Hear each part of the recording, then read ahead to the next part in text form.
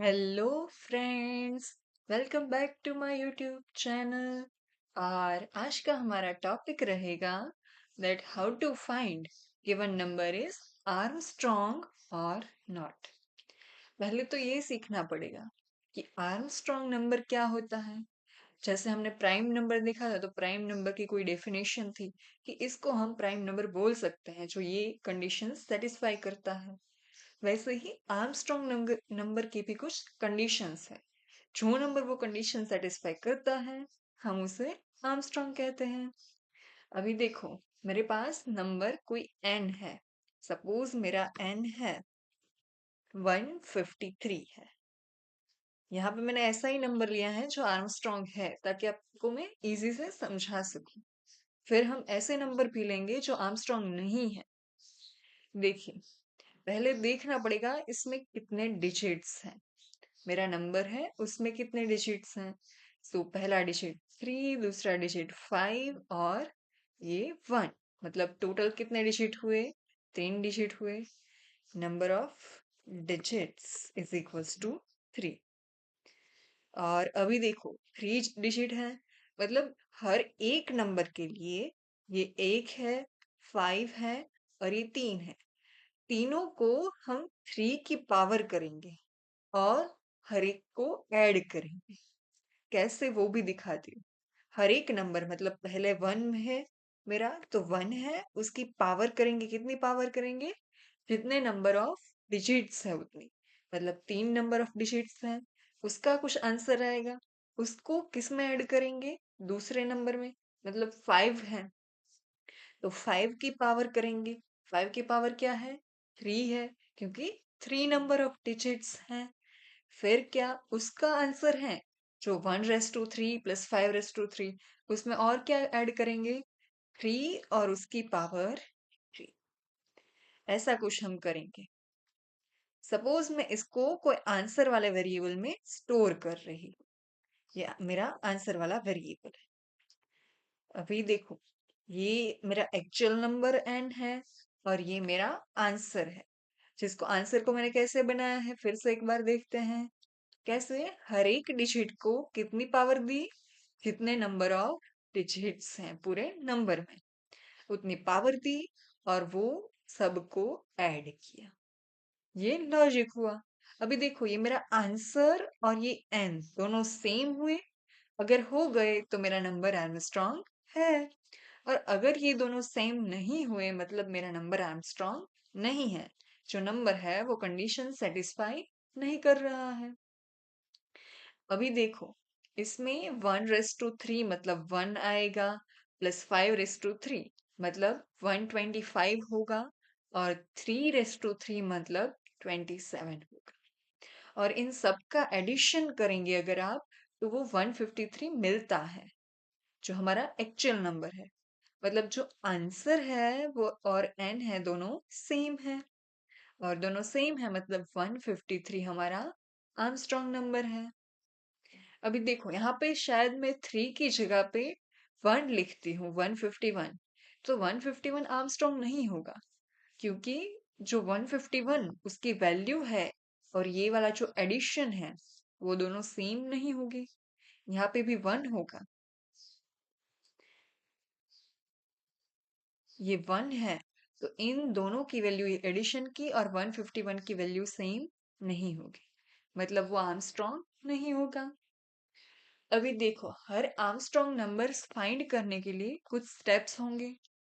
क्या स्टेप्स होंगे? जैसे हमने यहाँ पे परफॉर्म किया, कितने नंबर ऑफ डिजिट्स चाहिए पहले तो, कि n है, उसमें कितने डिजिट्स हैं, तभी हम यहाँ पे कुछ पावर कर पाएंगे।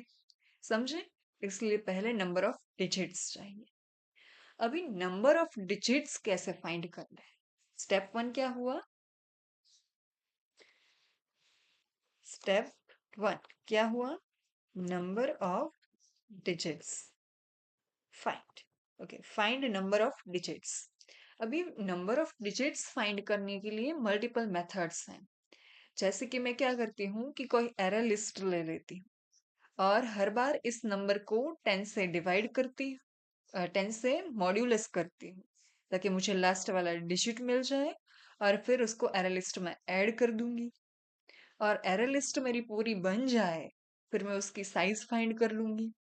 तो ये बात हो सकती है। और एक मेथड है कि मैं स्ट्रिंग में स्टोर कर दूं। ये n है, उसको मैं इंटीजर डॉट स्ट्रिंग वाली जो मेथड है, इंटीजर डॉट टू स्ट्रिंग वाली, उसमें ये n पास कर दूं तो भी हो सकता है। और फिर वो स्ट्रिंग की लेंथ ले लूंगी, ये अप्रोच भी हो सकता है।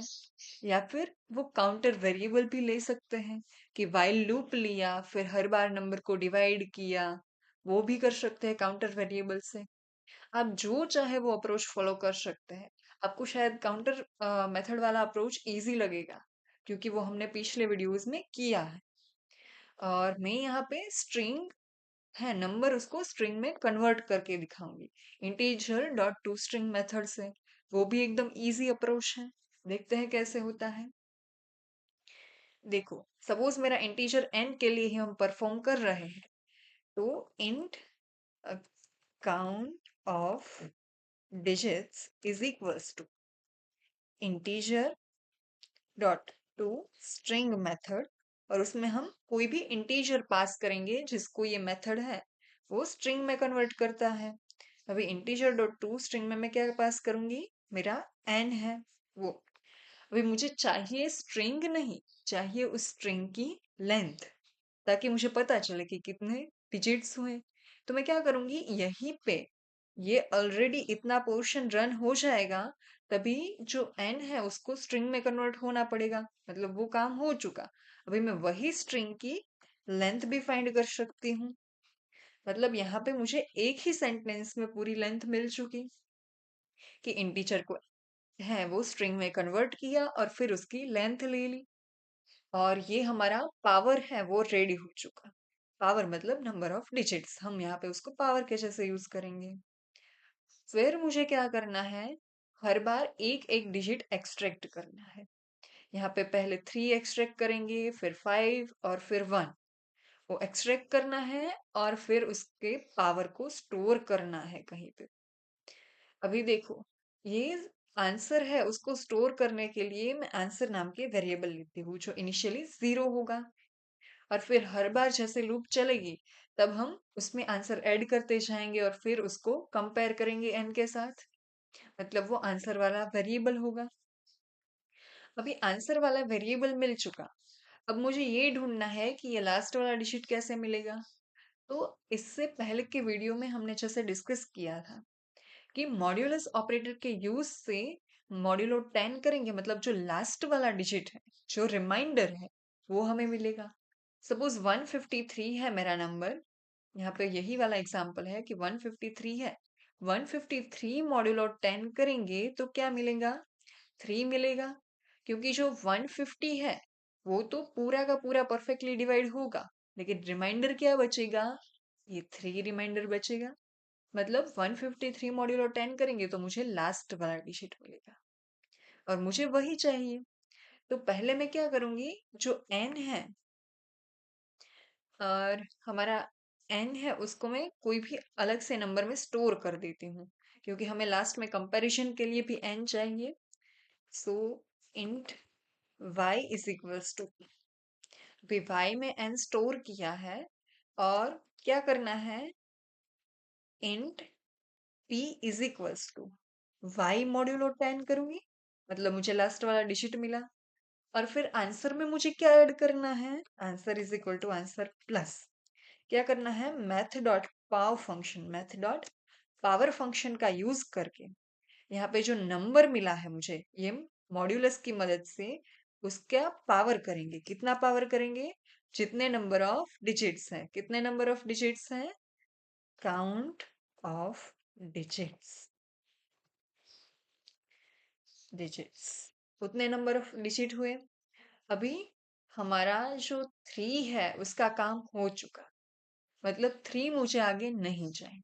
नहीं चाहिए मतलब हम फिर से उसको डिवाइड कर देंगे। तो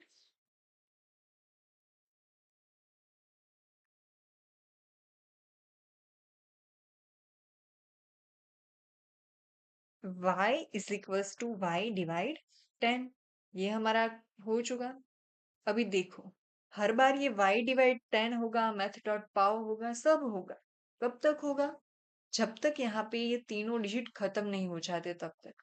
बाद में तो क्या होगा कि 1 डिवाइड 10 करेंगे लास्ट वाले लूप में तो 0 आ जाएगा। और 0 के लिए मुझे कोई भी काम नहीं करना है। 0 की कोई भी पावर करे, कितना भी ऐड करे, कुछ फर्क पड़ता नहीं है। मतलब हम कब तक लूप चलाएंगे? जब तक ये 0 नहीं हो जाता। मेरा y है वो।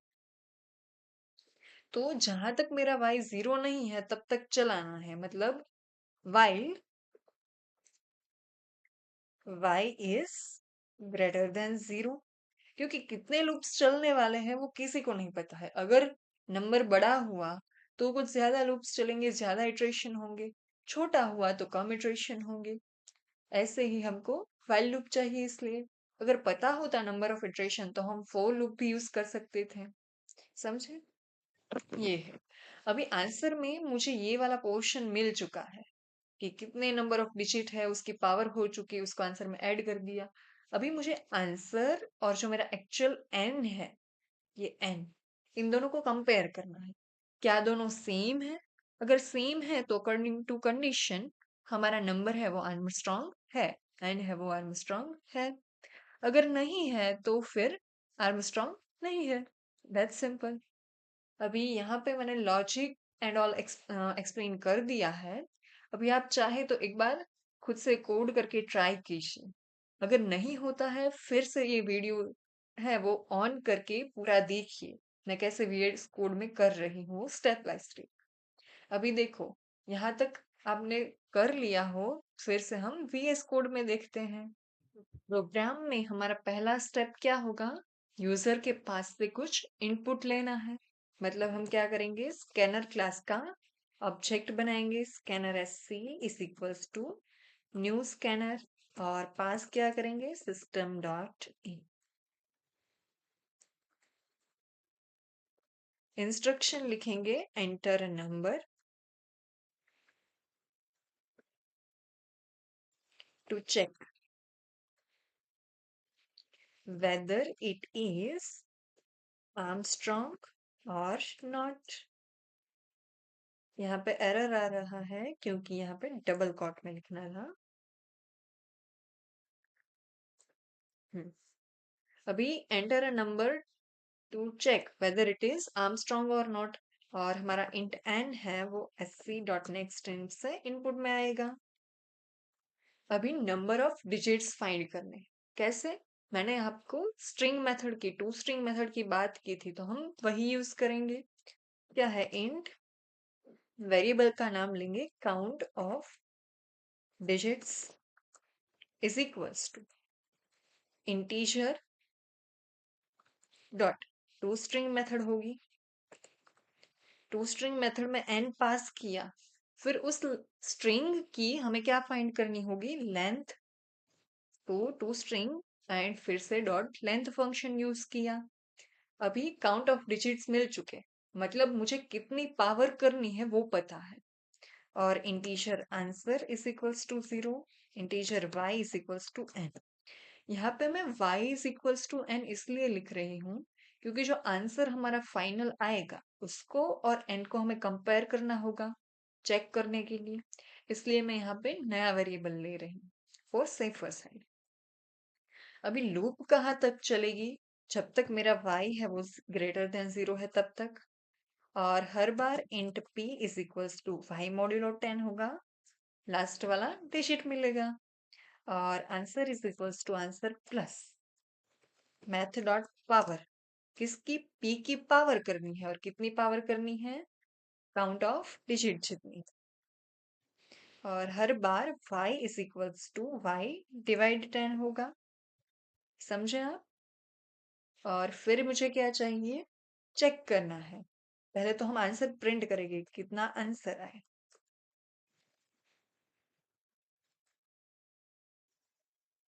आंसर वेरिएबल प्रिंट किया। और फिर देखेंगे if answer equals to n। If yes then क्या प्रिंट करना है? Given number is Armstrong.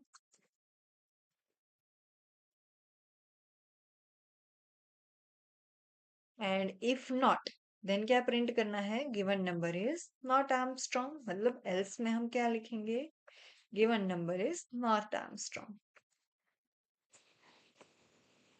Is not Armstrong. यहाँ पे कुछ एरर दिखा रहा है, टाइप कंपेटिबल, इनकम्पेटिबल टाइप, मतलब जो मैथ डॉट पाव फंक्शन है वो कुछ और रिटर्न कर रहा है, कुछ और डेटा टाइप, मतलब डबल रिटर्न कर रहा है, और मैं उसको इंटीजर वाले आंसर वेरिएबल में स्टोर कर रही हूँ, इसलिए मुझे यहाँ पे कन्वर्जन करना पड़ेगा, इंट लिखना पड़ेगा। सो मेरा कोड अभी रेडी है, यहाँ पे कोई एज सच एरर है नहीं, तो हम इसको रन करके देख लेते हैं कि क्या आउटपुट मिलता है हमें। Javac, file name example dot Java, इससे क्लास फाइल बनेगी, और फिर Java space example, enter a number to check whether it is Armstrong और नॉट। सो मैं यहाँ पे जो आर्मस्ट्रॉन्ग नंबर है उसका पहला इनपुट डालती हूँ 153। So given number is Armstrong, मतलब हमारा कोड है वो परफेक्टली रन हो रहा है।